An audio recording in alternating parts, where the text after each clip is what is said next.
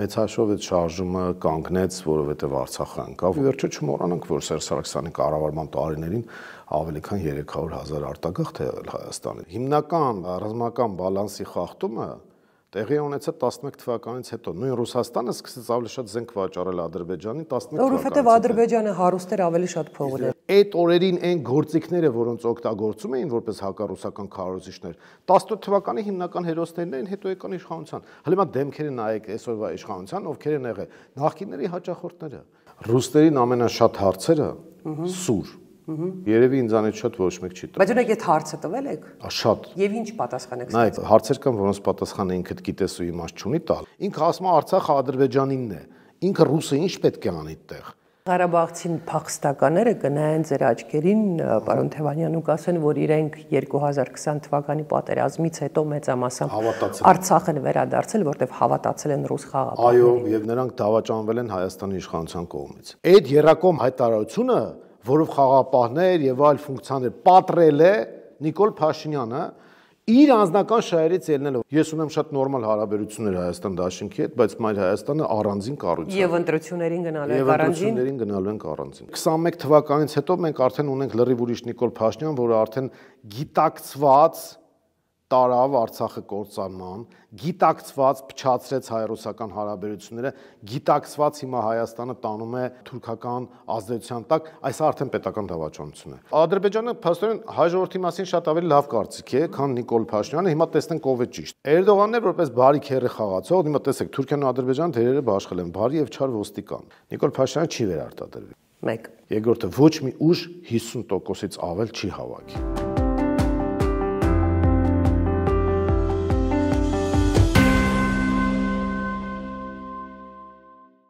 Բարև ձեզ, այսօր իմ հյուրը Անդրանիկ Թևանյանն է։ Շնորհակալություն, որ ընդունեցիք իմ հրավերը։ Շնորհակալ եմ հրավերի համար։ Մենք սկսենք թերևս Երևանյան ընտրություններից։ Դուք այն ազգային ժողովի եզակի պատգամավորներից եք, որ հրաժարվեցիք ձեր մանդատից Երևանի ավականու ընտրություններին մասնակցելու համար, չեք ափսոսում։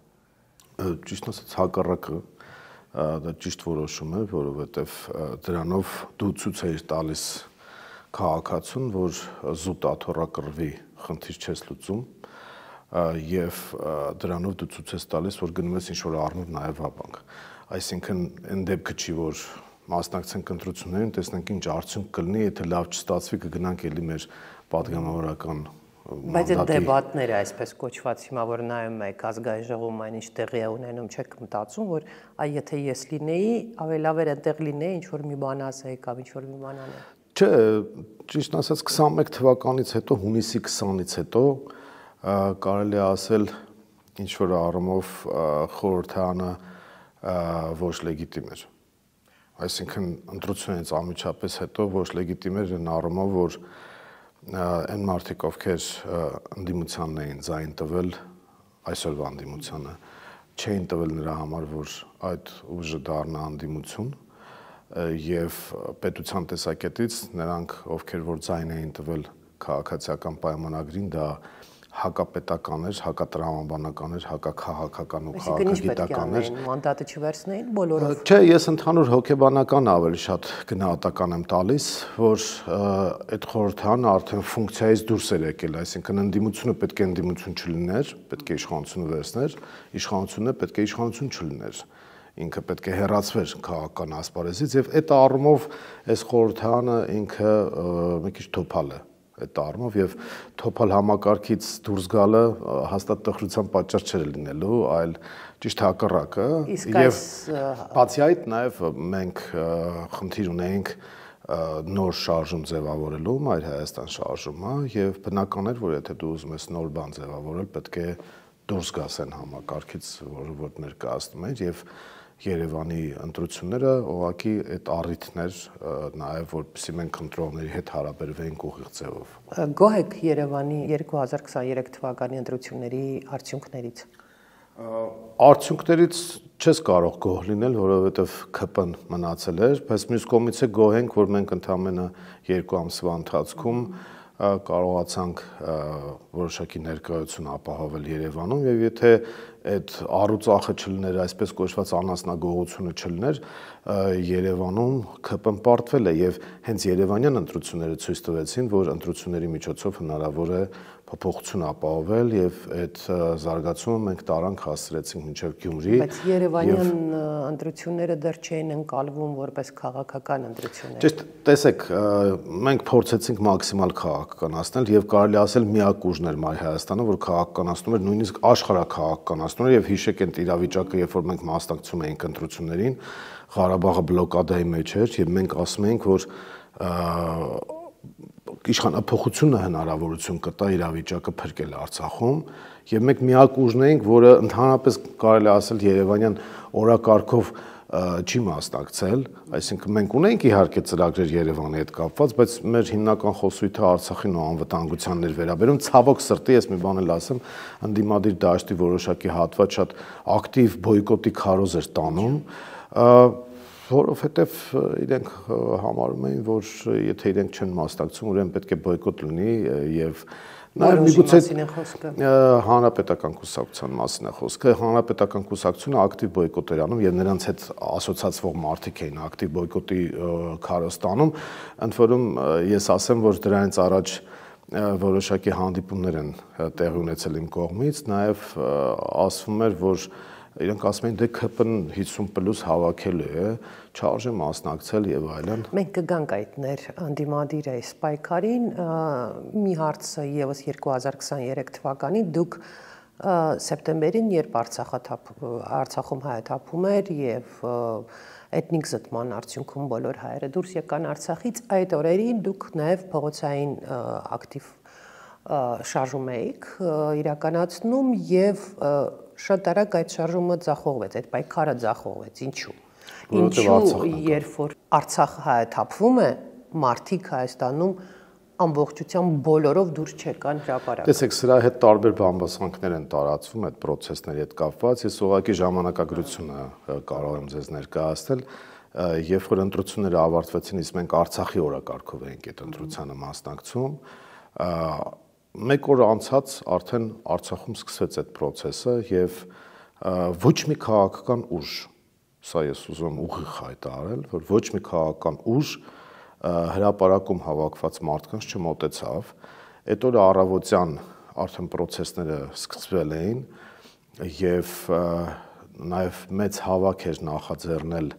Դաշնակցությունը իր գրասենյակում, գրեթե բոլոր կուսակցությունները Հայաստանի ներկայացվել էին այդտեղ եւ բոլորը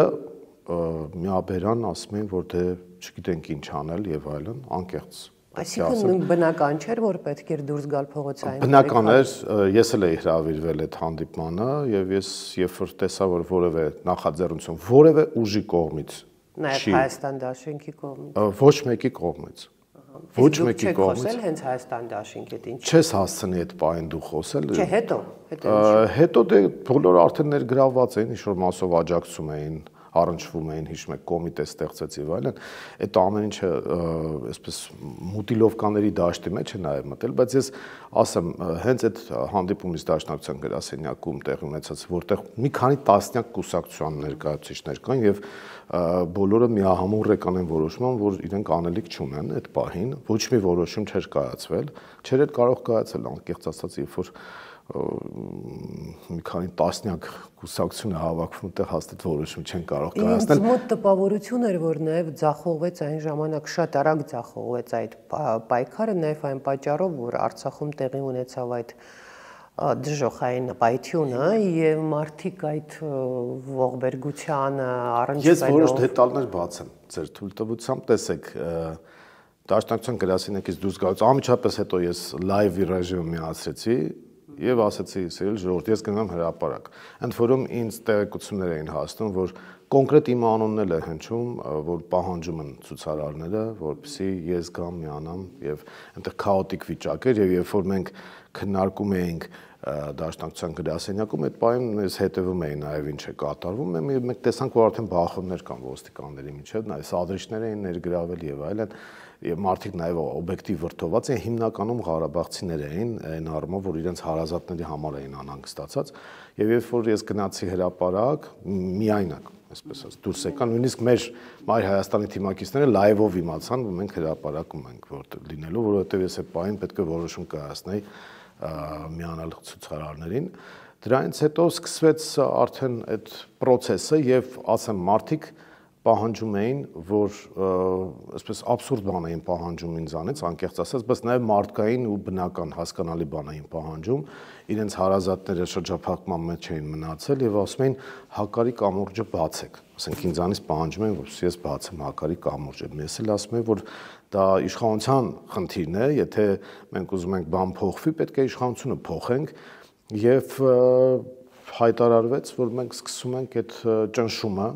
պահանջում ենք, որպեսզի իշխանությունը հրաժարվի 22 թվականի հոկտեմբերի 6-ի Պրահայի որոշումից, որը հիմք էր հանդիսացել, որ Ալիևը շրջափակի Ադրբեջանը, այսինքն երբ որ Նիկոլ Փաշինյանը ճանաչում է Արցախը Ադրբեջանի մաս, բնականաբար ինքն էլ ասում է դե ես ուրեմն շրջափակում եմ։ Բլոկադայի ժամանակ, շրջափակման ժամանակ Արցախի ինձ մոտ գոնե հարցեր միշտ ցակում, ինչու հայաստանցիները մեծ բողոքի երթով չեն գնում դեպի այդ հակարի կամուրջ ազդելու այդ ժամանակ այնտեղ կանգնած սոկոլդ բնապահպանների վրա։ Ինչու չեղավ նման մի պայքար այդ մարդկանց համար շրջափակումը բացելու համար, պարտադրելու համար, որ բացվի այդ շրջափակումը։ Ինչու։ Կա կարծիք, որ նաև Ռուսաստանի մոտեցումն էր, որ պետք չէ դա անել։ Կիսում եք այդ կարծիքը։ Ոչ, չեմ կիսում։ Բայց ինչու չեղավ։ Ինչու նման երթ չեղավ։ Որովհետև պետությունը իդեմս իշխանության Արցախը հանձնելու քաղաքականություն է։ Իսկ անդիմությունը ինչ չարեց։ Անդիմությունը ինչ չարեց, դա այլ խոսակցության թեմա է։ Անդիմություն ասելով երևի տիտղոսային անդիմությանը նկատի ունեք, բայց այնտեղ մի կիսատ կտոր մնաց, ես սա ասեմ, որ իրար հետ ուրեմն ցույցերի ժամանակ, երբ որ նաև կոմիտե ստեղծվեց, ընդ որում ես ասեմ, որ մեծապես ես էի նաև պատճառը, որ այդ կոմիտեն ստեղծվեց, այսինքն եթե այդ փուլում եթե ես չուզենայի, այդ կոմիտեն չէր ստեղծվի, անկեղծ, որովհետև հետագայում ինձ մեղադրում էին, որ այդ կոմիտեն ինչու ստեղծվեց, որովհետև տարբեր դեմքեր հայտնվեցին, հատկապես որոնք չէին այսպես նպաստում, որպեսզի զանգվածներ, բայց դրանք ես բոլորը համարում եմ երկրորդական։ Իրականում այդ շարժումը, քանի որ կազմակերպված չէր, հախուռն էր, որովհետև Արցախի անկում էր եղել եւ քաղաքական ուժերն էլ այս կամ այն ձևով էին ներգրավված եւ նաեւ կուլիսային ինչ-որ խաղերի մեջ էին եւ այլն, մեծ հաշվով այդ շարժումը կանգնեց, որովհետեւ Արցախը անկավ, որովհետեւ տեսեք, այդ շարժման կարգախոսը Արցախն էր, այսինքն դու փողոցում հրապարակում վանկարկում ես Արցախ, եւ որ Արցախը անկում է ապրում, բոլոր ղարաբաղցիները, ընդ որում բոլորը գնացին իրենց հարազատներին դիմավորելու, ընդունելու, ճանապարհելու, մենք էլ գնացինք, որովհետեւ process-ը արդեն կանգնած էր։ Ինչ վերաբերում է թե դետալները ինչու այդպես եղավ, կոմիտեն ինչ եղավ եւ այլն, դրանք արդեն երկրորդական խոսակցություն են։ Երթի մասին, ինչու չկազմակերպվեց նման։ Դա որպես կանոն անում է պետությունը։ Օրինակ բնապահպանները ճակերտավոր ադրբեջանական դա պետության կազմակերպվածներ։ Գիտենք, այո։ Այստեղից է պետք է պետությունը կազմակերպել։ Ընդհանրապես ճիշտ է։ Չի կազմակերպել, թող ընդդիմությունը կազմակերպի։ Ընդդիմությունը թե ինչու չի կազմակերպել կամ դա ինչ կտար, դա էլ այլ խոսակցության թեմա է։ Դա գոնե կտար, որ Հայաստանը ցույց կտար, հայաստանցիները, եթե մենք ունենք, ասենք, պետություն, որ Պրահայում 2022-ին ստորագրում է, որ Արցախը Ադրբեջանն է, գոնե հայաստանցիները ցույց տային, որ չմեքսեք։ Եթե հիշում եք, այդ օրերին դաշնակցությունը օրինակ տենց մի հատ ինչ-որ միջոցառում կազմակերպել էր։ Նմանատիպ մի բան, բայց մոտիկ չգնացին։ Հասկանում, բայց մոտիկ գնան ինչ պետք է անեն։ Այդտեղ պետությունը պետք է աշխատի։ Ինչ վերաբերում է, որ ռուսները չեն թողել եւ այլն, այդպեսի բան չկա։ Արցախը հանձնվել է եւ Արցախը մենք կորցրել ենք Նիկոլ Փաշինյանի վարած քաղաքականության արդյունքում։ Պարոն Թևանյան, դուք ակտիվ շփումներ ունեք նաեւ Ռուսաստանցի տարբեր քաղաքական գործիչների հետ։ Օրինակ այդ նույն ռուսաստանցի գործիչները ձեզ չեն հարցնում, բայց ո՞նց եղավ, որ դուք շատ հանգիստ ընդունեցիք Արցախի հայաթափումը։ Օրինակ այդ հարցը ձեզ չեն տալիս։ Շատ են տալիս եւ ճիշտ ասած խայտարակ լինելու հարցադրում է։ Ավելին ասեմ, ռուսները նաեւ զարմանում են, թե ինչպես է ստացվում, որ պարտության բերած տարած Նիկոլ Փաշինյանը մնում է։ Դուք այդ հարցի պատասխան ունեք։ Ներքին առումով այո բաներ կան, որ չեմ կարող բարձրաձայնել ինչու եղավ այդպես։ Հիմնականում ասում են, որ արտաքին աջակցություն կար Նիկոլ Փաշինյանի։ Դուք դրան հավատում եք, որ կար արտաքին աջակցություն։ Թուրքիան ու Արևմուտքը աջակցում էին, այո։ Այսինքն Թուրքիան եւ Արևմուտքն են ըստ ես կազմակերպել այդ 2018-ի հեղափոխությունը։ Չէ, խոսքը 21-ի ընտրությունների մասին։ 18 թվականի Թավշյա կոչված կամ այսպես կոչված հեղափոխությունը ինքը հասունացած էր այն առումով, որ կար լրջագույն դժգոհություն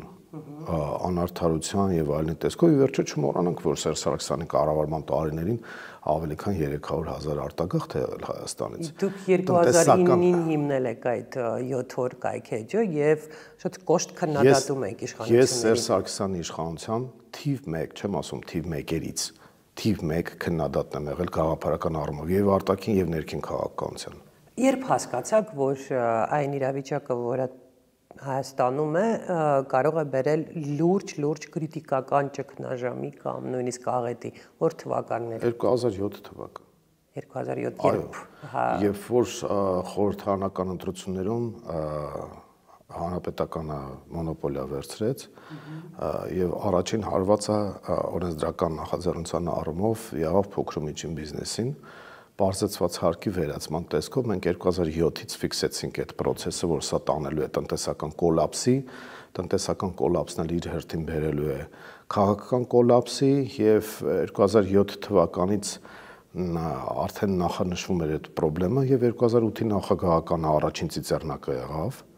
2008-ից հետո Հայաստանը խայտառակ տնտեսական ցուցանիշներ է ապահովել եւ եթե հիշում եք 2009 թվականին մենք համաշխարհային հակառեկորդներից մեկը սահմանեցինք տնտեսական անկման դրամական տեսքով 14.4%։ Մեծ ճգնաժամ էր այն ժամանակ աշխարհում։ Բայց աշխարհում 14.4% ոչ մեկ չէր արձանագրել, ընդ որում դոլարային հաշվարկով ավելի քան 35%, որովհետև եթե հիշում եք 2009 թվականի մարտի 2-ին սպասում են մարտի 1-ի այդ process-ը անցնի 2008-ի մարտի 1-ը թարմ էր եւ 2009 մարտի 1-ին Տեր-Պետրոսյանը հանրահավաք էր հրավիրել սպասում են հանրահավաքի օրը անցնի եւ միանգամից այդ դոլարի կուրսը որ արհեստական պահում էին 305 դրամի վրա 2009 թվականի մարտի 2-ին միանգամից կենտրոնական բանկը ասեց վերջ բայթեց վիճակը եւ 25%-ով արժեզրկվեց միանգամից դրամը ընդ որում դրանից առաջ վարչապետի մակարդակով հայտարարվում էր որ ձեր խնայողությունները պահեք դրամով այսինքն բարձր բուն իմաստով թալան տեղի ունեցավ 2009-ի մարտի 2-ին Ձեր պատկերացմամբ կներեք ընդհատեմ ձեր պատկերացմամբ բոլոր process-ները սկսվել էին դեռևս 2007 թվականին եւ մի քիչ ավելի շատ գնանք ավելի հետ կգնանք Չէ, կա բան խոսենք, այսպես խոսենք 2007 թվականին եւ Սերժ Սարգսյանը Հայաստանի երրորդ նախագահը, այսպես երկիրը շարունակական քայլերով, վատ մենեջմենտով բերում էր այն իրավիճակին, այն որը որ տեղի ունեցավ 2018-ին, ես ճիշտ եմ ասում։ Մեծ հաշվով այո, որովհետև նայեք, դրանից առաջ ասենք կարող ենք ասենք 95-96 ընտրություններ կեղծվեցին եւ դրանից առաջ չգնանք։ Ես ինչ եմ ուզում ասել, այսինքն դուք համաձայն եք, որ 2018 թվականին Նիկոլ Փաշինյանը եկավ իշխանության, որովհետև կար սարսափելի վիճակ Հայաստանում եւ ժողովուրդը դուրս եկավ ընդվզման։ Տեսեք, նախորդ իշխանության վատ մենեջմենտի արդյունքներից մեկն էլ Նիկոլ Փաշինյանն էր, ի վերջո չմոռանանք, որ նա հաճախորդն էր այդ իշխանության, այդ ելք դաշինքը ստեղծեցին, որոշեցին, որ արևմուտքի հետ խաղեր են տալի, այսինքն Սերժ Սարգսյանը դա հայկական Յանուկովիչն էր։ Յանուկովիչն էլ մի կողմից եվրոասոցիացում էր անում, մյուս կողմից ռուսներին ասում էր եկեք գազը հարմար գներով բան անենք, արկուվաճառք անենք, հետո միանգամից կտրուկ հետ քաշվեց Եվրոասոցիացիայից եւ այնտեղ բերեց Մայդան։ Այստեղ է Սերժ Սարգսյանը հետ քաշվեց Եվրոասոցիացիայից եւ բերեց քաշվեց process-ներ ձեր տրամաբանությամբ, որը որ չկարողացավ հետո կոորդինացնել եւ Մնացել պրիոմի տակ ոնց որ հիմա են մնացել այդ պրիոմի տակ այդ impeachment-ը նախաձեռնելով։ Դուք կարծում եք, որ այս impeachment-ը Սերժ Սարգսյանն ու դաշայի մեջ մի հատ կտոր կա, որ ասենց ասում լոշի ձուխածի դուրակ բան ասենց որ վեկ վոլինի դա։ Հետո շախմատը տալիս են գլխին, որովհետեւ լավ չի ստացվում։ Հիմա տեսեք 2018-ը, էլի եմ ասում, հասունացած էր արտաքին ու ներքին, նաև տնտեսական քաղաքականությամբ։ Նաև այդ հաճախորդների բուծման գործընթացը, որ տեղի էր ունենում այդ իշխանության օրոք, ի վերջո դա ընդ որում հայկական ֆենոմեն չի։ Համաշխարհային ֆենոմեններից է, երբ որ արևմուտքը տարբեր ռեժիմներին գնահատականներ է տալիս, Սերժ-Սարգսյանական ռեժիմը, եթե հիշում եք, ավելի բաներ, համեմատաբար համարվում էր փափուկ ավտորիտարիզմ, ինչի, որովհետև թույլ էին տալիս, որպեսզի այսպես կոչված արևմտամետները ծլեն, ծաղկեն եւ զարգանան։ Դա սխալ մոտեցում էր։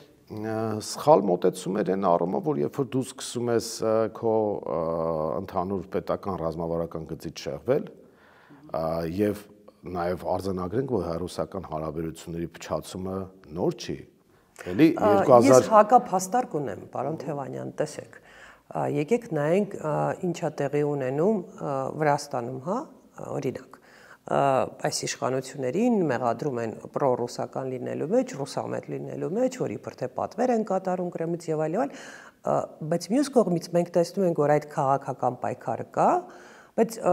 պետությունը մեծ հաշվով չի փոխվել, այսինքն ազատ խոսքը կա, չէ՞, եկեք դա արձանագրենք, Վրաստանում կա ազատ խոսք, Վրաստանում կա մամուլի քաղաքացիական հասարակություն, դա ամենը իրենք ասենք, իրենք էլ իրենց հայտարարություններում, հա, եկեք ֆիքսեք, որ մինչ օրս իրենք Ռուսաստանի հետ դիվանագիտական հարաբերություններ չունեն, մինչ օրս իրենք չեն հրաժարվում Հարավային Օսիայից եւ Աբխազիայից, բայց դրա հետ մեկտեղ իշխանություններին հաջողվել է կառուցել հարաբերություններ Ռուսաստանի հետ, գոնե իրենց այդ չեզոք դիրքորոշումը ուկրաինական պատերազմի ժամանակ նաև ցույց տվեց, որ իրենք մի քիչ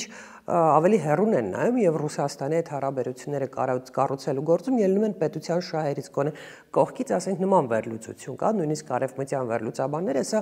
նկատում են, բայց դրա հետ մեկտեղ երկրում չկա ավտորիտար ռեժիմին բնորոշ այդ չգիտեմ, մենք դա չենք տեսնում համենայն դեպս։ Իվանիշվիլու համակարգը ճիշտ այն է, ինչ որ պետք է աներ Հայաստան եւ հակառակն է անում։ Ու Սերժ Սարգսյանը մոտավորապես նույնն էր ուզում անել։ Ոչ, միգուցե նույնն էր ուզում անել, բայց իր մոտ դա չստացվեց։ Ինքը ավելի շուտ դարձավ Յանուկովիչ, քան Իվանիշվիլը։ Այսինքն ինքը ձախողեց, բայց մտածածը սա էր, էլի, այսինքն ռազմավարությունը սա էր, որ ստեղծել մի եվրոպականի նման մի ինչ-որ համակարգ, բայց իր մոտ դա չհաջողվեց։ Չէ, ինքը հաստատ եվրոպականի համակարգ չէր սարքում, ինքը այսպես արևելյան համակարգ էր դա, եվրոպականի շղարշով, այսինքն ձևական մասը միգուցե ուզում էին ցույց տան, որ մենք առաջադեմ ենք, բայց մնացել է այդ ժամանակվա իշխանության դեմքերին նայեք, էլի, ոչ թե դեմքի ֆիզիկական իմաստով, այլ իրենց վարած քաղաքական։ Իսկ օրինակ դուք չեք խոսել, ասենք Սերժ Սարգսյանի մտերիմ թիմակիցների հետ եւ ասենք առանց կամերաների ուղղակի այսպես պարզ հարց տայք, լավ, դու կոնկրետ գնայիր, ասեր, որ մի գնացեք երրորդ ժամկետի դա աղետ կբերի։ Այդ փուլում ճիշտ ասած չէ, հետագայում 18 թվականից հետո շփումներ եղել են այդ թվում Սերժ Սարգսյանի հետ, բայց դրանից առաջ չէ, դրանից առաջ մեդիայով ենք ասում։ Սերժ Սարգսյանը գոնե առանց կամերաների ասում էր, որ այո, չպետք է գնայի։ Լսել եք, որ ինչ որ մեկը պատմի դրա մասին։ Իր հետ առանձնազրույցում այդ թեմային չենք շոշափել, բայց այսպես ասեմ, մենք մամուլով մեր 7 օրով զգուշացնում ենք, որ սա կբերի աղետի։ Երբ սկսեցիք զգուշացնել այդ մասին։ Առնվազն 2011 թվականից սկսած։ Ինչու եմ ասում 11 թվականից, որովհետև 11 թվականից շատ ակտիվ եվրոասոցիացման process է գնացել։ Տեսեք, դուք ամեն ինչ կապում եք եվրոասոցիացման հետ, դեպի Եվրոպա հետ, գնալու հայտարարությունների հետ, բայց իրականում խնդիրը չէ, որ ավելի պարզ է, այսինքն մարդը վատ քաղաքականությունը բերել է վատ տնտեսական վիճակին, սոցիալական վիճակին, մարդիկ արտագաղթում են, հետո էլ նա հայտարարում է, որ գնում է երրորդ ժամկետի։ Սա չի իրական պատճառը, ինչ կապ ունի Եվրոպա։ Եվրոասոցիացումը, Եվրոպան կապ չունի, եվրոասոցիացումը այն փաթեթով, որով Հայաստանն էր գնում, դա նշանակում էր փաստացի պատերազմ հայտարարել Ռուսաստանին եւ փչացնել հայ-ռուսական հարաբերությունները։ Դա ի վերջո տեսեք շղթայական ռեակցիայով մենք կազան ենք ստացել 11 թվականին, որտեղ մադրիդյան սկզբունքներից արդեն իջած նշաձող կար, երբ որ Ալիևը 10 նոր երազում ենք այդ փաստաթղթի մասին։ Իհարկե, մենք նոյեմբերի 9-ի մասին էլ ենք հիմա երազում։ Մենք դրան դեռ կգանք։ Այո, նայեք, 11 թվականին Կազանից հետո Հայաստանը որպես իշխանություն գնաց Ռուսաստանի հետ հարաբերությունների վատացման, Ալիևը գնաց հարաբերությունների խորացման։ շատ էական տարբերություն կա, որը ի վերջո նաև բերեց 16 թվականի Ալիևի մասին չի կարելի ասել, որ Ալիևը վարում է Ռուսաստանամետ Չէ, ինքը ադրբեջանամետ քաղաքականություն, ինքը ադրբեջանամետ քաղաքականություն է վարում, նրան ընդունում են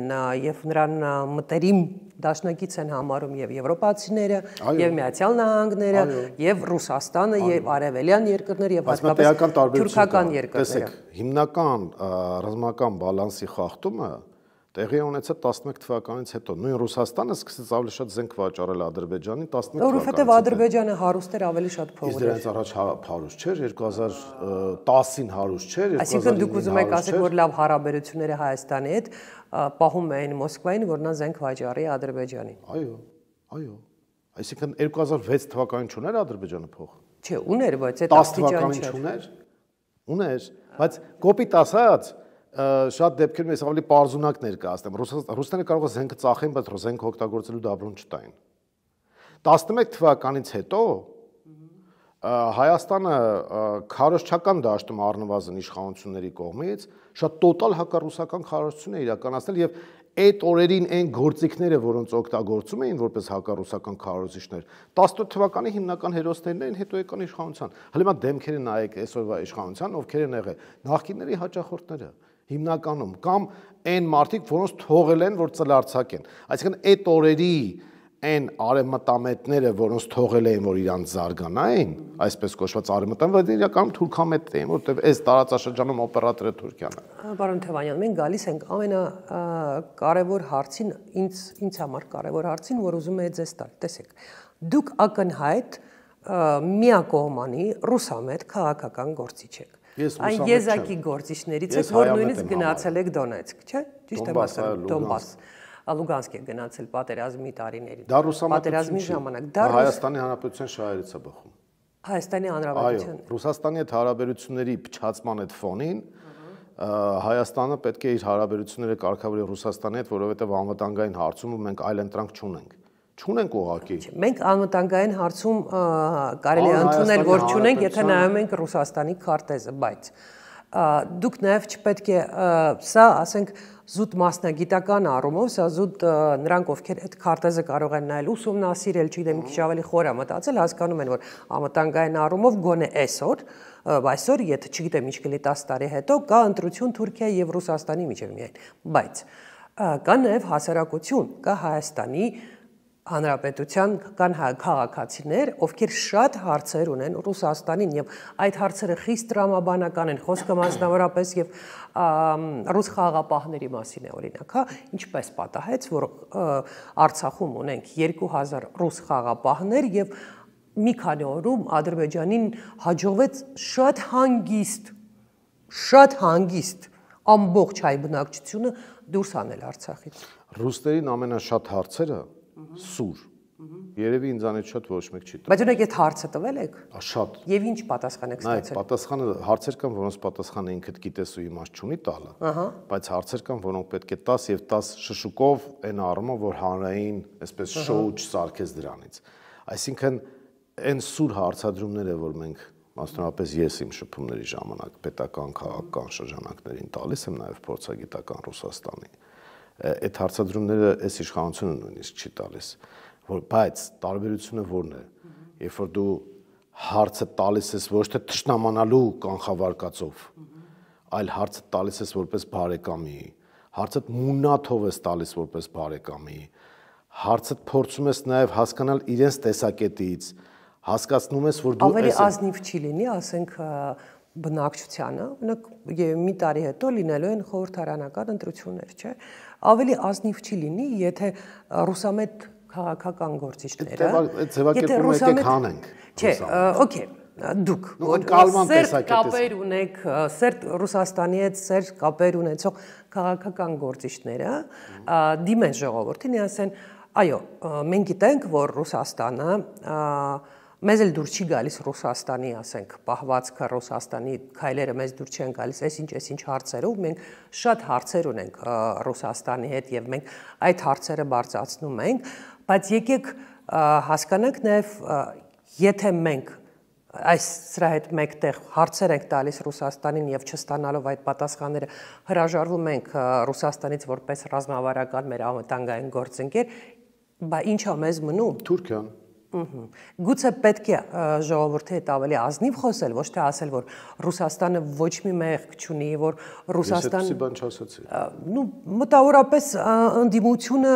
շատ հաճախ է դրա մասին խոսում, որ ինչ ասում են Նիկոլ Փաշինյանը գնացել է հոկտեմբերին ստորագրել է այդ փաստաթուղթը, չէ, միանշանակ շատ կարևոր է, գուցե հենց ամենակարևորն է, այնինչ պատահեց Արցախի հետ, գուցե չէ, հենակարը հենց դա է, բայց դրա հետ մեկտեղ նաև կան հարցեր Ռուսաստանի իշխանություններին, չէ, Ռուսաստանի խաղաղապահների մասով, Ադրբեջանի հետ այդ հարաբերությունների մասով, մենք արդեն չենք զարմանում, հա, երբ որ ես չգիտեմ նույնիսկ այսօր, երբ որ մենք ձեզ հետ ձայնագրում ենք այս հարցազրույցը, ինչ հայտարարություններ է անելու Սերգեյ Լավրովը, բայց մենք նաև տեսնում ենք, որ Մոսկվան շատ հանգիստ հրաժարվում է այն հայտարարություններից, որոնք արել օրինակ հիշեք, մի տարի առաջ ինչ էին ասում Ռուսաստանի իշխանությունները, Մարիա Զախարովան, Պիսկովը, Լավրովը, Պուտինը նույնիսկ ասում են, որ հայ-ադրբեջանական հարաբերությունների կարգավորման հիմքում պետք է լինի եռակողմ հայտարարություն, ասել են, ամեն օր են, չէ գրեթե ասել, հենց հարթակեր լինում դրա մասին հայտարարում են, հետո հրաժարվեցին վերջին մեկ տարվա ընթացքում երբևիցե լսել եք այդ հայտարարությունը։ Բայց հրաժարվել է Հայաստանը։ Ամբողջ խնդիրը հենց դա է։ Հրաժարվել։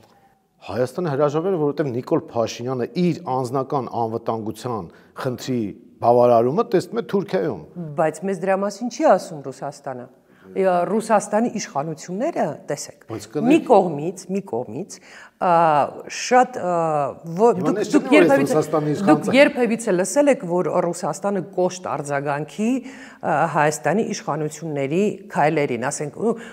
մի կողմ դնենք Զախարովան, որ պարբերաբար արձագանքում է Ալեն Սիմոնյանի հայտարարությունները, բայց մեծամասամբ ինչ ասում են Ռուսաստանի իշխանությունները, հատկապես Պեսկովն է սիրում այդ հայտարարությունը, որ Հայաստանը մեր բարեկամական երկիրն է եւ այդպես լինելու է միշտ։ Ինչ ասում են Երևանից, դուրս են հանել բանակցային գործընթացից, Արցախն է հայաթափվել, ռուս խաղաղապահներն են, ընդ որում ասած արարողակարգ են արել, միջոցառում են կազմակերպել, շատ հանգիստ ոնց են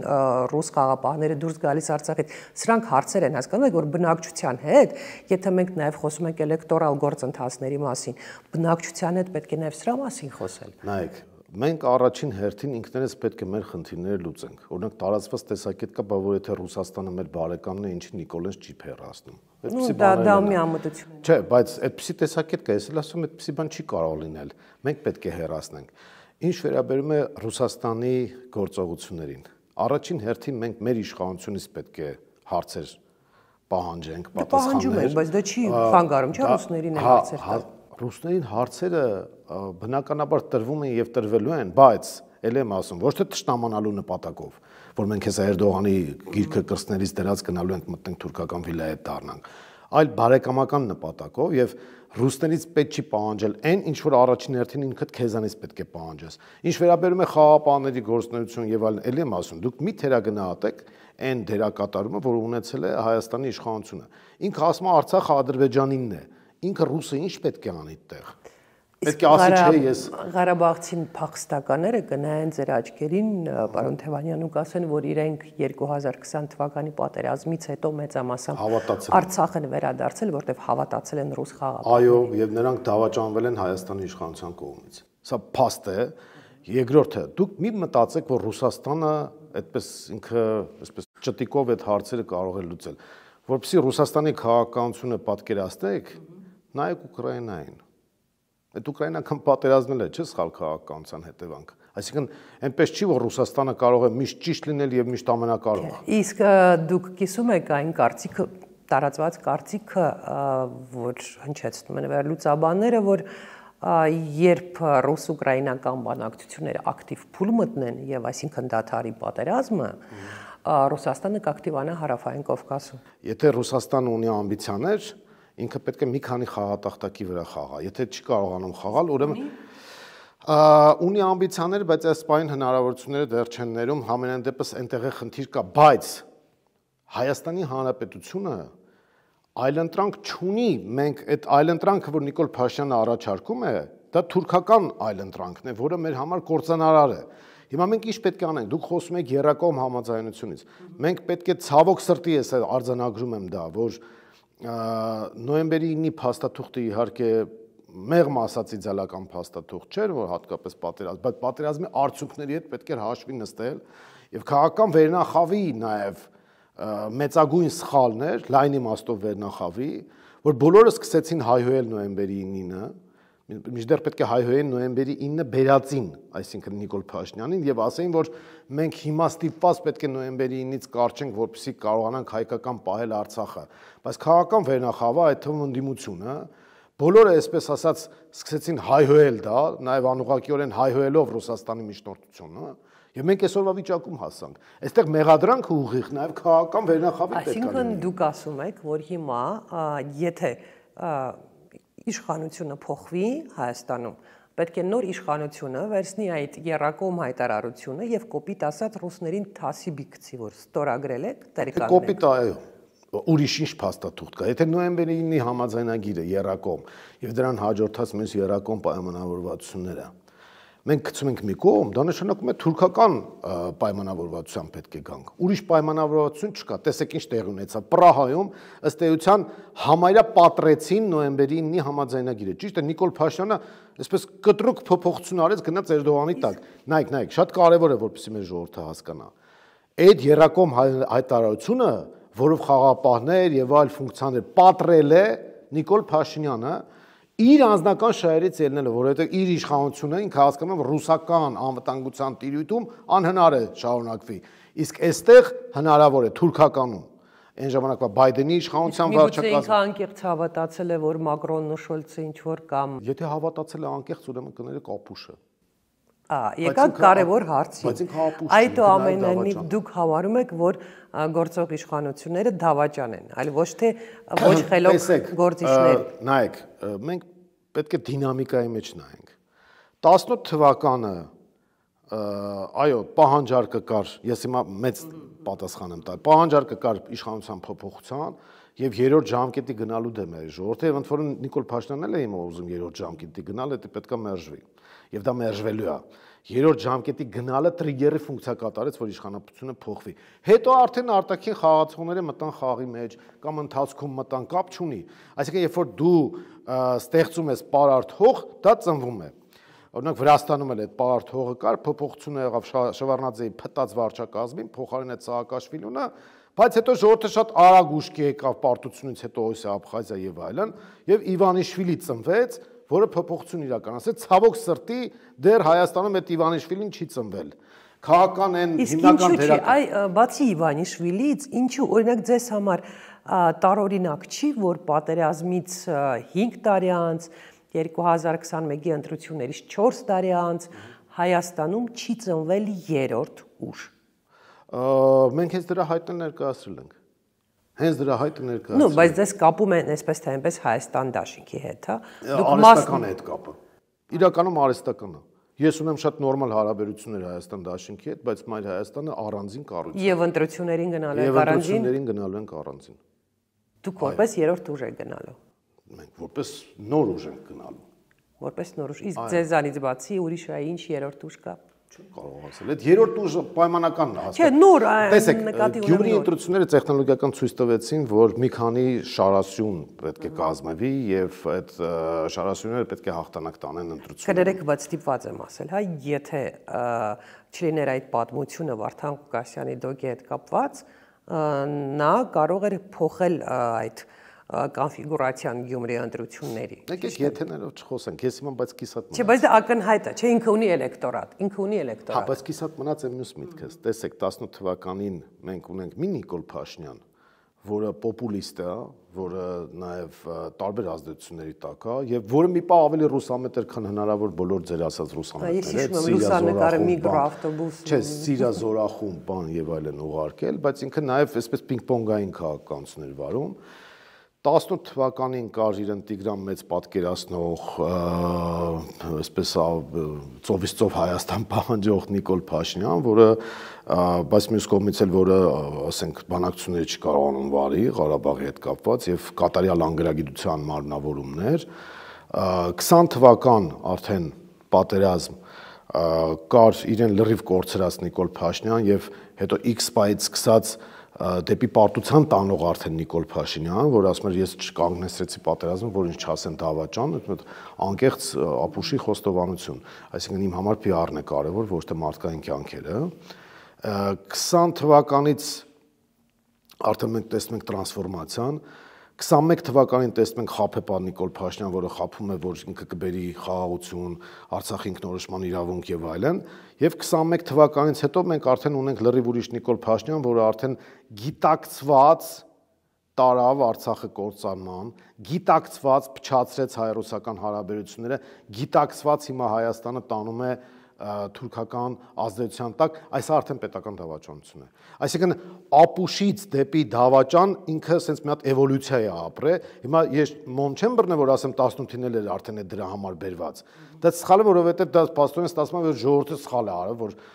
փոփոխություն է պահանջել։ Չէ, այդ փոփոխությունը ճիշտ էր, այսինքն այսպես ասեմ, 18-ի հեղափոխությունը ճիշտ էր, Նիկոլը սխալ։ Ըստ ձեզ, Ադրբեջանը կգնա արդյոք պայմանագիրը կնքելու ճանապարհով, որպեսզի Նիկոլ Փաշինյանը կարողանա գոնե ինչ-որ շանս ունենալ ընտրվելու։ Եկեք իրենց անուններով խաբել ժողովրդը։ Հիմա Նիկոլ Փաշինյանը հենց այդ էլ բանակցում է, բայց Էրդողանի հետ։ Էրդողանի առաջ որ այդպես վիզը ծուր կանգնած, որ մենք տեսնում ենք, հետո այդ սուրճի գնանք չայ խմենք, պայդոմ պատանցու եմ եւ այլն, Ալիևը ինքն էլ ասում է դլելով գնա դիր, թող մի քիչ սառի, հետո կգամ եւ այլն։ Այդ հարճային հարաբերությունները մենք որ տեսնում ենք, դա հենց Նիկոլ Փաշինյանի քաղաքականության արդյունքն է։ Ինչ ասում Նիկոլ Փաշինյանը, ինչ է ուզում անել։ Եվ հենց դրանից պետք է խոսենք, ոչ թե որ բանը լայք էր անում Էրդողանը, բանը ձևական կողմերը թողած, մենք պետք է բովանդակությունից խոսանք։ Ինչ է ուզում Նիկոլ Փաշինյանը անի։ Այս ընտրությունները առաջիկա լինելու են երկու բանի մասին։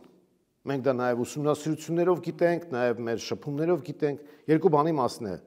հասարակությունը ուզում լսել։ Խաղաղություն, անվտանգություն, այդ փոխկապակցված են, եւ հաց։ Այս երկու հարցի պատասխանը։ Հացի հարցը Նիկոլ Փաշինյանը ուզում է լուծել այս պոպուլիստական թալանը, բան եւ այլն, բայց պարզում է ինքն էլ է թալան չի, հետո տենց իրար հայհոյում են բանման, անեկդոտի պես ասում են կռիվ մի արեք, մի խոսքով երկուստե գնացեք այստեղ։ Բայց այսինքն ինքը թիվ 1 թալանչին է դարձը, թիվ 1, բայց ամենակարևոր հարցը անվտանգություն, խաղաղություն։ Հիմա ինքը ինչ է ուզում անել։ 21 թվին տեսեք, խաբեց, ասեց խաղաղություն են բերելու, արցախցիներն էլ ինքնորոշում եմ ապահովելու, խաղաղություն չի բերել, Արցախը հանձնել է, Հայաստանի տարածքները հանձնում է։ Հերթով հանձնելով գալիս է։ Հիմա ինքը Էրդողանին խնդրում է, ասում է, ես խնդրում եմ, ասում է, դուք ինձանից լավ կլեն չեք գտնելու, այլևս 1000 տարի մեկ է այնպես ծնվում։ Այո, ճիշտ է ասում։ Հիմա ասում է, խնդրում եմ Ալիևին միջնորդեք, որ ինքը ինչ-որ մի հատ փաստաթուղթ տա ինձ, որ ես այդ թուղթը վերցնեմ, ընկնեմ Հայաստանի տարածքով մեկ հայ ժողովրդին խաբեմ, ասեմ, տեսեք, ես վատն եմ, բայց խաղաղություն եմ բերում։ Իմ ընդդիմախոսները պատերազմ բերողներ են։ Այ մենք հիմա Ադրբեջանը կգնա դրանք։ Ադրբեջանն էլ ասում է, քանի որ Ադրբեջանը փաստորեն հայ ժողովրդի մասին շատ ավելի լավ կարծիք է, քան Նիկոլ Փաշինյանը, հիմա տեսնենք ով է ճիշտ, էլի ինչի։ Ադրբեջանը ասում է, ես չեմ հավատում, որ դու կարող ես այս ամեն ինչը ժամանակի ընթացքում անել ու քեզ հանդուրժեն։ Դրա համար դու հիմա որպես երաշխիք սահմանությունը փոխում ես, անկախության հռչակագիրը փոխում ես, Զանգեզուրի միջանցքի հարցը լուծում ենք, փախստականները վերադառնում են, ատոմակայանը փակում ես, հանքերը փակում ես, իբր թե բնապահպանական աղետներ։ Այս ամեն ինչը, այսինքն կոպիտ ասած, ասում է հենց հիմա լուծարի Հայաստանի Հանրապետությունը, որ հավատամ քո խոսքերին։ Նիկոլն էլ ասում է ես հիմար չի որ նման պահանջներ ներկայացնում։ Նայեք, ինքը հիմար չի, բայց ներկայացնում է, չէ՞։ Չէ, նու ինքը պաշտոնապես երկու պահանջ ունի։ Հա, հասկացա, ԵԱԿ-ի խումբը լուծարի, ինչի։ Եվ սահմանադրությունը փոխել, հասկանալի է, չի, որ ընդհանրապես դուրս գա եւ ապա։ Հա, բայց շղթայական ռեակցիայով որ գնանք, դա իմ ասածներն է լինում։ Չէ, օքեյ, եկեք այսպես։ Հիմա Նիկոլ Փաշինյանի այլընտրանքը, որը մենք ենք ներկայացնում, գաղափարական,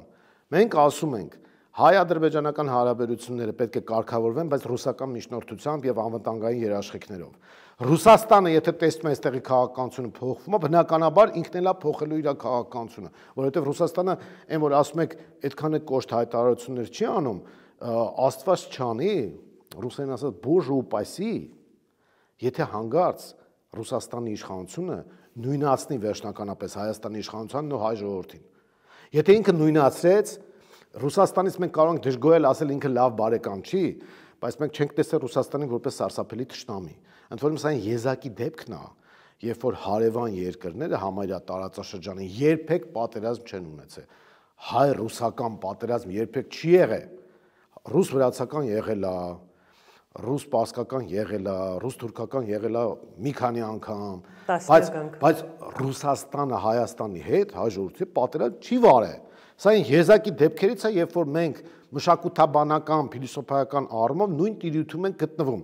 բայց դա չի նշանակում հպատակություն եւ առավել եւս չի նշանակում արևմուտքի հետ վատ հարաբերություններ, որովհետեւ արևմտամետ կոչվածները ասում են գալիս են Վարդան Օսկանյանի կոմպլիմենտար քաղաքականությանը, հիմա մի քիչ որը որ դուք նեղացել է։ քննադատեցիք Սերժի օրինակով, որ չի Դա կարելի կոմպլեմենտարիզմ չէր։ Սերժ Սարգսյանինը կոմպլեմենտարիզմ չէր։ Դա ոչ ոչի քաղաքականություն էր։ Իսկ դուք ուզում եք եւ-եւի քաղաքականություն, ինչպես ինքն էր ասում։ Ինքը հիմա այդ բանը փոքրացել է լուֆտը։ Մենք Ռուսաստանի եւ Իրանի հետ պետք է խորացնենք հարաբերությունները եւ Ռուսաստանի հետ հարաբերությունները խորացնելով մենք որ օրինակ կարող ենք դնել օրակարգում նույն նոյեմբերի 9-ից ելնելով այդ վերջի կետնա չէ մնացել ասենք արցախցիները վերադարձի իրավունք ունեն։ Նայեք, այդ կետը, երբ որ դու ուզում ես դնես, որ դու օրակարգ մտցնես այդ հարցը, մենակ ռուսական միջնորդությամբ դու կարող ես դա անել։ Արևմուտքը թքած ունի դրա վրա, որում ես դա մեղադրանքով չեմ ասում։ Իր քաղաքականությունը այլ է։ Արևմուտքը ասում Ռուսաստանը պատվի գնա եւ այլն։ Ես ուզում եմ հասկանալ ձեր պատկերացմամբ ինչ տրամաբանությամբ է առաջնորդվում Իլհամ Ալիևը, եթե ասենք ձեր ասածով են գնում, ձեր տրամաբանությամբ Էրդողանը համոզում է, Ալիևին ասում է դե չես տեսնում, որ պետք է մի բան ստորագրել տալ, որ այս մարդը կարողանա ընտրություններ հաղթի։ Ինչ պահանջ կարող է դրա դիմաց Ալիևը, այսօրվա պահանջ, մի անգամից կատարելու պահանջ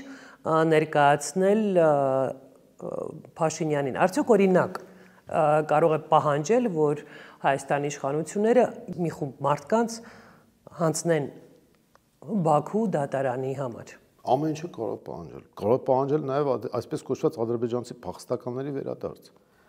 Այսօրվա մասին է խոսքը, որ հենց այսօր ինքը համաձայնի դրան, ասի հա ես հենց հիմա ստորագրում եմ, թող ադրբեջանցիները գան։ Դա կխանգարի ընտրությունների ժամանակ, որտեղ եթե Սյունիքում ադրբեջանցիներ են տասնյակ հազարավոր նստած, արդեն դժվար է գնալ ընտրությունների։ Տեսեք, Նիկոլ Փաշինյանը այն վիճակում է, երբ որ ինքը իր ընտանիքի փրկության համար ինքը ուզում է Տիխանովսկայա դառնա, Բելարուսի նախագահացու,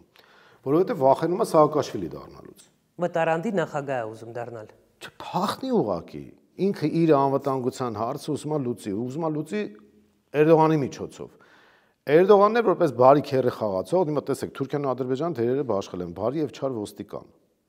Հիմա բարի ոստիկանն է, այսպես կոչված ճակերտավոր Էրդողանն է, Էրդողանին ասում է ձյաձյա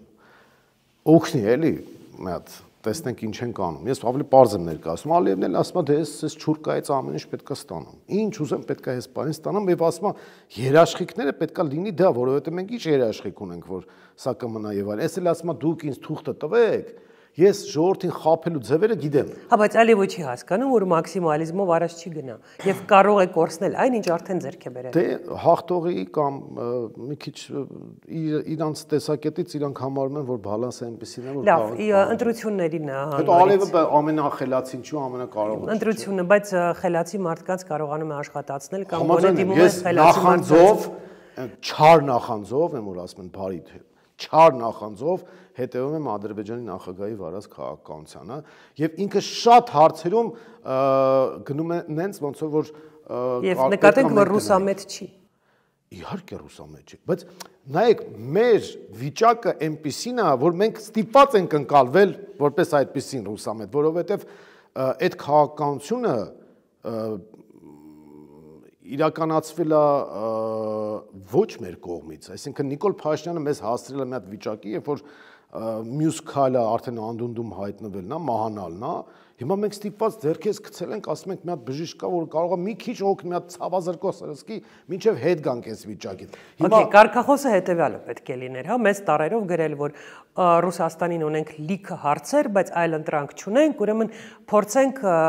Ռուսաստանի հետ հարաբերությունները կարգավորել այնպես, որ մենք կարողանանք գոնե մի քիչ մեր հարցերի պատասխանները ստանալ։ Պետք է ստիպել, որպեսզի ինքը ռազմավարական դաշնակցային իր պարտավորությունները։ Ինչքանով են դա մտնում Ռուսաստանի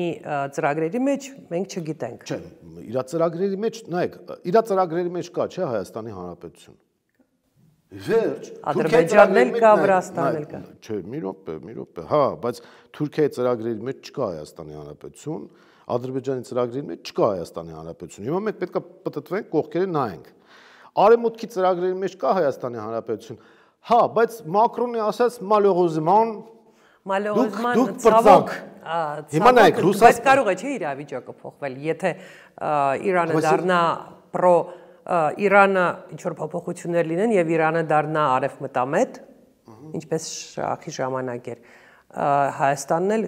կդառնա հետաքրքիր արևմուտքի, գոնե Միացյալ Նահանգների համար։ Տեսեք, հիմա մենք իմ ասածը չի բխում, որ մենք արևմուտքի հետ պետք է ճշնամանանք։ Արևմուտքը մեր գործընկերն է, այդտեղ հարց չկա։ Բայց անվտանգային գետնի վրա արևմուտքը ինքն էլ ազնիվ, անկեղծ հայ ժողովրդին ասում է, որ ես ոչ մի բան չեմ կարող անել եւ ելնելով իրավիճակից մենք հասկանում ենք, որ իրենք իրոք չեն կարող անել։ Ուրեմն պետք է նայենք, այս տարածաշրջանում ով է շահագրգռված, որ Հայաստանի Հանրապետությունը լինի։ Իրանը, Ռուսաստանը։ Ով շահագրգռված չի, Թուրքիան, Ադրբեջանը։ Արևմուտքը ասում է, ես գետնի վրա կռիվանողը չեմ։ Զորք չեմ բերի, հիշեք անգլիական նավերը չեմ բարձրանում հայկական։ Ուրեմն մենք պետք է ինչ անենք։ Նրանք ովքեր որ մեր պետությանը շահագրգռված չեն, որ լինի թողնենք հասկանանք, որ իրանք կան եւ դա պետք է կառավարել այդ ռիսկերը եւ համագործակցել նրանց հետ։ Միգուցե Ռուբեն Ռուբինյանը, Նիկոլ Փաշինյանը, Արարատ Միրզոյանը մտածում են, որ մենք չենք ունեցել մեզ նման հայերը չեն ունեցել մեզ նման շատ խելացի մարդկանց եւ չեն կարողացել խաղալ Անկարա-Բաքու տարաձայնությունների վրա։ Ես այդքան երևակայություն չունեմ, վերադառնանք որպեսզի ոչ եթերային լեքսիկոն չօգտագործեմ։ Վերադառնանք ընտրություններին ձեր կարծիքով։ Ճիշտ է Հայաստան դաշինքի երկրորդ նախագահի այն մոտեցումը, որ պետք է ակտիվ պատրաստվել եւ գնալ 2026 թվականի ընտրություններին հունիսին կայանալիք։ Ընտրությունների ինստիտուտն ովքեր որ հերքում են, նրանք կամ քաղաքական Չէ, ես ինստիտուտի մասին չեմ ասում, այսինքն ակնհայտ է, որ փողոցային պայքարից կարծես թե գոնե Հայաստան դաշինքը մի կողմ է դնում այդ փողոցային պայքարը, հրաժարվում է եւ գնում է ընտրություններին։ Տեսեք, ես չեմ ուզում մեկնաբանել, թե ով ինչ ստրատեգիա տակտիկա ունի, բայց նախ այսպես արձանագրենք, որ երկրորդ նախագահը ինքը ասել, որ չբացառելով փողոցայինը, մենք կոնկրետ Մայր Հայաստանի անունից ես ասեմ, մենք ինչ ենք անում, մենք բոլոր ընտրություններին պատրաստվում ենք եւ մասնակցում ենք եւ ծիծաղել են նրանք, ովքեր որ ընտրությունների ինստիտուտը քննադատում են, բայց իրենք էլ են ակտիվ մասնակցում ու մասնակցելու են, ու միշտ են մասնակցել։ Ասենք ուղղակի տեսեք, երբ որ մարդիկ հասկանում են, որ ընտրություններով իրենք վարկանիշային լուրջ խնդիրներ ունեն եւ խնդիրներ են ունենալու արդյունքների հետ կապված, դրա համար ասում են, չէ, բան եկեք չանենք ընտրություն, բայց իրանք ընտրության են։ Հիմա բոլորը պատրաստվում են ընտրության։ Նայած թե ով ինչ մարտավարություն։ Բացառում եք 2021 թվականի ընտրությունների սցենարը։ 99%-ով այո։ Այսինքն որևէ շանս ըստ ձեզ Նիկոլ Փաշինյանը վերընտրվելու չունի։ Միայն ընդդիմադիր դաշտի շատ վատ աշխատանքը կհանգեցնի նրա վերարտադրությանը։ Այսինքն ամեն դեպքում չեք բացառում։ Եվ ներք չեք բացառում, որ 100% մի նոր ուժ կգա, որ կվայելի ժողովրդի սերը, այսպես ասեմ, եւ վերջին պահին կգնա Նիկոլ Փաշինյանի հետ կոալիցիայի ճանապարհով։ Չէ, տեսեք, իմ պատկերացած սցենարը հետեւյալն է եւ դա հիմնված է եւ վերլուծությունների եւ ուսումնասիրությունների վրա եւ որոշակի նաեւ դիտարկումներ ունենք։ Նախ առաջին Նիկոլ Փաշինյանը վերարտադրվելու շանս չունի։ Էլի եմ ասում, զուտ տեսականորեն 0.1% տալիս են, որ ինքը կվերարտադրվի։ Փաստորեն ինչի ես նաև չեմ ասում, որ կվերարտադրվի, որովհետև դա Հայաստանի Հանրապետության համար վերջ կլինի, ես չեմ կարծում, որ Հայաստանի Հանրապետությունը պետք է վերջանա, որովհետև մենք պետք է կռիվ տանք դրա համար։ Ուրեմն մի քանի բան ֆիքսենք ու ընտրությունների հետ կապված ասենք։ Նիկոլ Փաշինյանը չի վերարտադրվի։ 1 Երկրորդը ոչ մի ուժ 50%-ից ավել չի հավաքի։ 2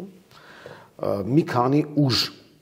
կմտնեն խորհրդարան, իմ գնահատմամբ մինչև 6 ուժ կարող է մտնել։ Որոնք են այդ ուժերը։ Այս բանը դժվար է ասել, բայց Հանրապետականը կմտնի։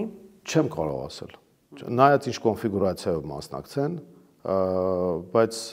Արևմտամետները կմտնեն։ Էլի դժվար է ասել, որովհետև արևմտամետները օրինակ բլոկ կազմեցին, որ Գյումրիում 6%-ը հաղթահարեն ու չհաղթահարեցին։ Հակառուսական տրամադրությունները Հայաստանում օգտագործելով կարող են Այդ դրանք բոլորը կգնան Նիկոլ Փաշինյանից են։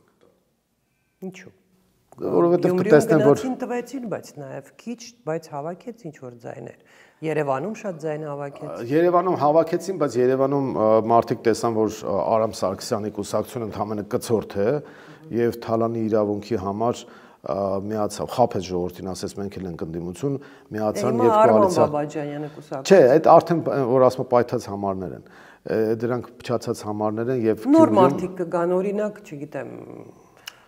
կա այդ նիշան կա, բայց այդ նիշան արդեն լավ հարվածներ է ստացել եւ քանի որ վառ արտահայտված լիդեր չկա այդ տիրույթում,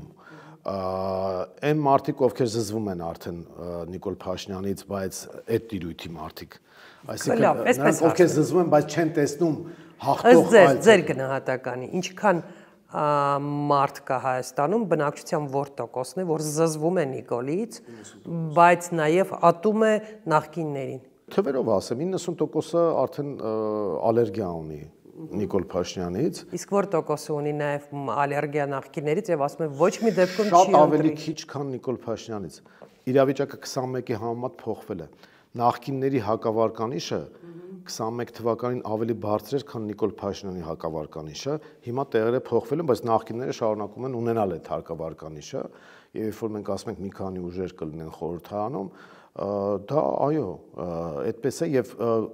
հաջորդ կետը, որ մենք ֆիքսենք դնենք, դա հաջորդ իշխանությունը կոալիցիոն է լինելու։ Եվ դա լավ է ազդես։ Դա իրականությունն է։ Լավ վատ է, չգիտեմ, այսինքն մի քիչ Եվ Փաշինյանը այդ կոալիցիայում չի լինելու։ Փաշինյանը այդ կոալիցիայում չի կարող լինել։ Այսինքն կարող է լինել կոալիցիոն, բայց Փաշինյանի ու ինչ որ արևմտամետ կուսակցության։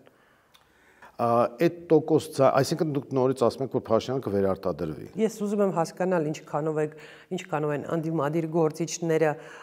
եթե պատրաստվում են ընտրություններին, ինչքանով են հասկանում պատկերը եւ արդյոք բացառում են։ Այսպես ասեմ, մեր ուսումնասիրություններով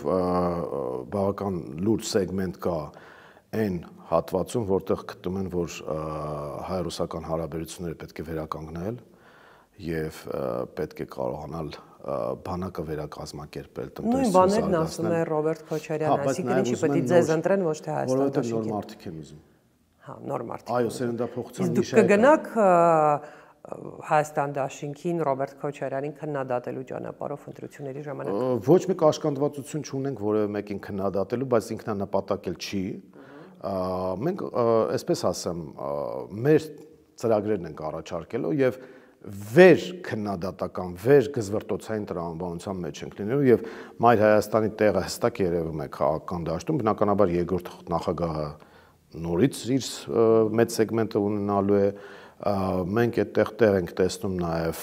մի երրորդ ուժի համար, որը երևում է, դա կարող է նաեւ հանրապետականը լինել, բայց կոնֆիգուրացիայով, այսինքն այլ դեմքով։ Ես գիտեմ, որ հանրապետականում ու տեսնում եմ նաեւ, որ տարբեր խմորումներ կան, ուզում են ինչ-որ մեկին առաջադրել, դրա շուրջը հավաքել, բորշ սարքել էլի, այսպես ասած, աջաբսանդակ։ Արտուր Վանեցյանի։ Չէ, ես Թաթոյանին։ Չեմ կարող ասել, բայց Վանեցյանը կարծեմ հայտարարել է, որ ինքը առանձին մասնակցելու է։ Շանսեր ունի առանձին մասնակցելու ոզդես։ Չեմ կարող ասել։ Ես հիմա ասում եմ այն սեգմենտները, որը կա։ Ուրեմն կա նոր պահանջարկ, որը կարող է վերականգնել հայ-ռուսական հարաբերությունը եւ չունի բացասական շլեյվ, հետագից, այսինքն հակավարկանիշ չկա, դա Մայր Հայաստանն է, կա փորձ ունեցողի արդեն այդ մասով պահանջարկ դա Քոչարյանն է։ Կա այսպես կոչված արևմտամետ սեգմենտը, որը չունի վառ արտահայտված լիդեր եւ դրա համար այդ սեգմենտի մի որոշ հատվածը գնալու են Նիկոլ Փաշինյանին ցեն տալու, բայց Նիկոլ Փաշինյանը չի հավաքելու վարչական ռեսուրսով, ընտրակեղծիքով եւ այլնով այդ 1/3-ից ավել ինքը չի ունենալու։ Այսինքն ես ոչ միայն տեղական ընտրությունների վրա եմ հիմնվում, երբ որ իրենք խայտարակ վարչական ռեսուրս օգտագործեցին օրինակ Գյումրիում, բայց էլի այդ 30 քանի տոկոսը ստացեց։ Բայց դա կախված է նաև դրանից, թե ինչքան մարդ կմասնակցի ընտրություններին, ոնց է համոզելու հայաստանցիներին գալ։ Մարդիկ տեսել են, որ իրենց քվեն հարցելուց։ Օրինակ Երևանում, քանի որ նախ հակաքարոզ կար, չգիտեմ, գիտակցված թե չգիտակցված, բայց իշխանության օգտին հակաքարոզ կար բոյկոտի։ Այդ ընդդիմության մի սեգմենտը բոյկոտ էր անում, ինչա թե մենք շատ ձայներ չստանանք, հետո նաև կոչ արեցին ուրիշներին ձեն տալ, միայն Մայր Հայաստանին չտան, բայց այդտեղը քաշվեցին, իրենց արածը իրենց մնաց, բայց մարդիկ տեսան, որ ընտրությունների որ մասնակցեին կփոխվեր։ Այսօրվա այս խայտարակությունը, տրանսպորտի գնի թանկացում, ավտոկայանատեղիների թանկացում, աղբանության թանկացում, տեղական турքեր վճարների թանկացում արել են այս ԿՊ-ն ու հանրապետությունը։ Մարդիկ դա տեսան, այդ Արամ Սարգսյանը։ Ну, դա Երևանում, երևանցիները։ Հիմա, բայց որ շատ մասնակցեն, Գյումրիի օրինակը նաև բխում էր Երևանի օրինակից։ Մարդիկ տեսան, որ մասնակցեն կփոխեին իրավիճակը։ Գյումրիում դրա համար մասնակցեցին։ Հիմա շատ ճակատագրական ընտրություն է լինելու, բառից բուն իմաստով։ Դուք ինչ տոկոս կստանաք ըստ ձեզ։ Չեմ կարող հիմա ասել, բայց մենք այդ խորհրդանում բավական լուրջ ներկայացվածություն կունենանք։ Ես դրանում կասկած չունեմ։ Վերջին հարցս, պարոն Թևանյան, պատկերացրեք, որ ֆանտաստիկայից ենք խոսում, հնարավորություն ունեք ինչ որ բան փոխել վերջին 50 տարում, ինչ կփոխեիք։ Մի բան։ Ոչ թե ձեր կյանքում, ընդհանրապես։ Հայաստանում։ Նաև Հայաստանում, կարող աշխարհում։ Մտածողությունը։ Կոնկրետ առարկայական խոսենք, ինչ է նշանակում մտածողությունը։ Հոգեբանությունը։ Հայերի հոգեբանությունը, դա փոխելու համար ինչ որ բան ուրիշ բան է պետք փոխել, ինչ որ իրադարձություն է պետք փոխել, ինչ որ բան է պետք անել։ Աբսուրդ ասել մտածող չեք պատասխանել հարցիս, երկրորդ անգամ պատասխանենք։ Առարկայական փոխելու առումով պետական մտածողություն։ Մենք այդ 50 տարվա մեջ մի հատ շատ լավ իրադարձություն ունեցել ենք, ուղղակի դրան տեր չենք կանգնել, Ղարաբաղյան հաղթանակը։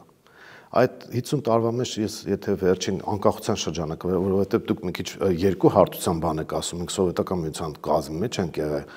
եւ անկախ պետություն 50 տարվա մեջ, ես տեր կկանգնեի այդ հաղթանակին։ Այդ դրան չենք կանգնել, մսխվել է հաղթանակը։ Այդ թույլ չէ տա, որպեսզի մսխվի։ Ինչի Հայաստանի Ղարաբաղցի նախագահները Սերժ Սարգսյանը եւ Ռոբերտ Քոչարյանը օրինակ մի 10 ֆիլմ Ղարաբաղի հաղթանակի մասին չեն նկարահանել սերունդ կերտելու համար։ Այդ հարցը իրանց կտակ, բայց ես մի բան օրինակ բերեմ, հիմա էլի ռուսական տարածք ենք։ Գիտեք, պետության մտածողությունը, օրինակ եթե մենք Ղարաբաղյան ֆիլմեր եք, չի ասում, 1600 ինտերպրետացիա կա, ասենք մեկը մի օր որսորդական հրացանով մասնակցելով ֆիլմում նկարում է այսպես արծվենի հայացքով բանով կանգնում, այդ մարդը անոր Ղարաբաղյան հաղթանակը իր վրա, որ նայում ենք, ասենք տարբեր մեկնաբանություններ կան այդ հաղթանակի հետ կապված։ Դա նախ մեղավորությունը այն ժամանակվա իշխանությանն էր, տվյալ դեպքում Տեր-Պետրոսյանը, որ ինքը այդ հաղթանակին տեր կանգնելու քարոզը չէր տանում, համ էլ այդտեղ տարբեր մոտեցումներ կան եւ այլն։ Հետո 98-ի իշխանափոխությունից հետո այո, այդ իշխանությունը ինքը չտարավ համապատասխան քարոզ, ընդհանրապես քաղաքական համակարգը չկայացրեց եւ դա մեղավորությունը հենց դա էր։ Եթե դուք վերցնեք, ասենք Քոչարյանական շրջանի ամենաբացասական հետևանքը որն է, ամենաբացասական հետևանքը այն էր, որ հետո ձևավորվեց այն իշխանությունը, որը ձևավորվեց, որը հետագայում բերեց արդեն Նիկոլ Փաշինյանին։ Նու բերեց ոչ թե ձեռքից բռնած, այլ իր վարած քաղաքականությամբ բերեց։ Մի խոսքով մտածողությունը կփոխեիք։ Այդ հաղթան, եթե դուք առարկայական եք ուզում, այդ հաղթանակին դեր կկանգնեի ուղղակի։ Ամեն ինչ կանեի, որ այդ հաղթանակը չմսխվեր։ Իսկ այդ հաղթանակը մսխվեց։ Դա նույնիսկ 50 տարվա չէ, հարյուրամյակների կարևոր հաղթանակ։ Եթե Սարդարապետը հանում ենք, որ էլի շատ կարևորագույն էր, որովհետև չլներ Սարդարապետը, այսօր մենք այստեղ չէինք զրուցի, այսպես ասեմ։ Սարդարապետին տեր կանգնելու քաղաքականություններ պետք է այն ժամանակ է դրան է տեր չկանգնեցինք, դրա համար առաջին հանրապետությունը վերացավ, բայց հետո սովետական շրջանում մենք ինչ-որ մի փուլ անցանք, որը նաև մեզանից որպես քաղաքացի կրթեց սովետական միությունը իր բոլոր թերություններով հանդերձ, ի վերջո սովետական սերունդը չէ հաղթանակ տարավ Ղարաբաղյան պատերազմում։ Հետո անկախության սերունդը հանձնեց Ղարաբաղը։ Հիմա այստեղ հետևություն պետք է անել, այսինքն այդ դաստիարակությունը, երբ որ մտածողություն, հոգեբանություն ես ասում են, ասենք թիվ 1 խնդիրը ոչ թե կդնի, ասենք ոչ թե պաշտպանության նախարարությունն է, այլ կրթության նախարարությունն է մեծ հաշվով։ Շնորհակալություն։ Շնորհակալություն։